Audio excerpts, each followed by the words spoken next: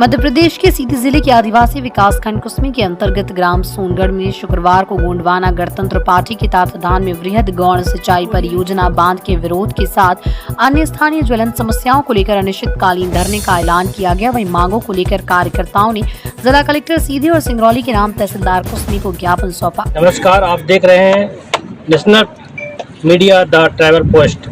संवाददाता शिवम पंड्या की रिपोर्ट। अजय प्रताप सिंह पूर्व राज्यसभा सांसद जी हैं, उनसे हम बात करते हैं आज का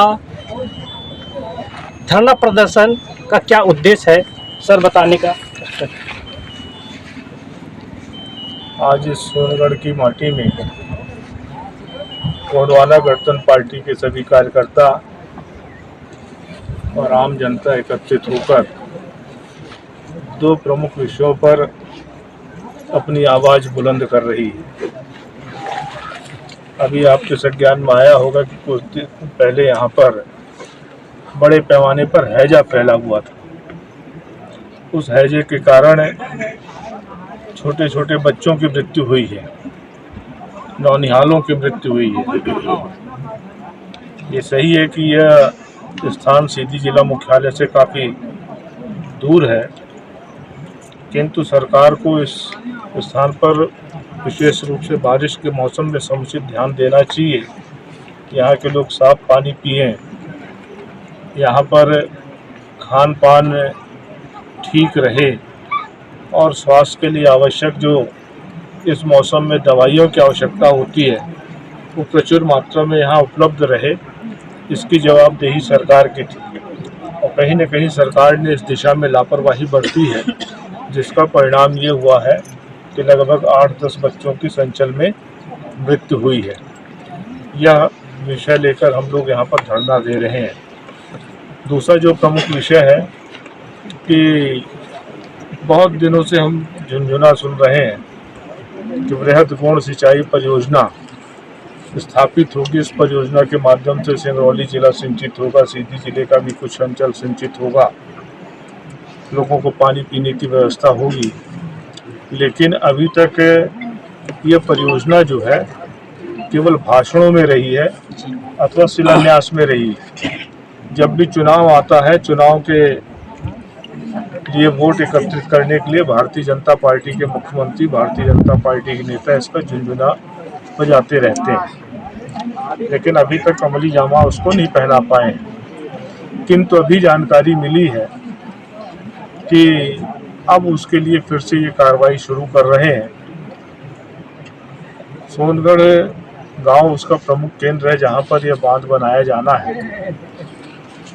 हम लोग हमेशा जल जंगल जमीन की बात करते हैं और जल जंगल जमीन का अधिकार किसान भाइयों का हो, जो उस पर काबिज काश्त है उसका अधिकार होना चाहिए। यहाँ पर बांध बनेगा तो दुनिया में लाभ होगा, लेकिन सोनगढ़ वालों को इसका नुकसान होगा। सोनगढ़ वालों को एक बूंद पानी नहीं मिलने वाला है, ना उनकी 1 एकड़ ज़मीन की सिंचाई होने वाली है।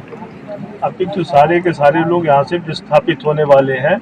जो आज परस्पर एक परिवार के लोग हैं, एक सूत्र में बंधे हुए हैं, विस्थापित होंगे तो पता नहीं कौन कहाँ जाएगा, कहाँ किसको शरण मिलेगी। इनका सामाजिक ताना बाना भी नष्ट होने वाला है। तो ये जो बांध है, इस बांध की कोई आवश्यकता नहीं है। आवश्यकता इसलिए नहीं है क्योंकि जब लोग ही नहीं रहेंगे तो फिर इतना बांध बनाने की आवश्यकता क्या है। और अगर बांध बनाना इतना ही जरूरी है तो सोनगढ़ वालों के लिए पहले जमीन की व्यवस्था करो। इनको मुआवजा नहीं चाहिए, मुआवजा के लिए मना करते हैं कि हमको मुआवजा मत दो।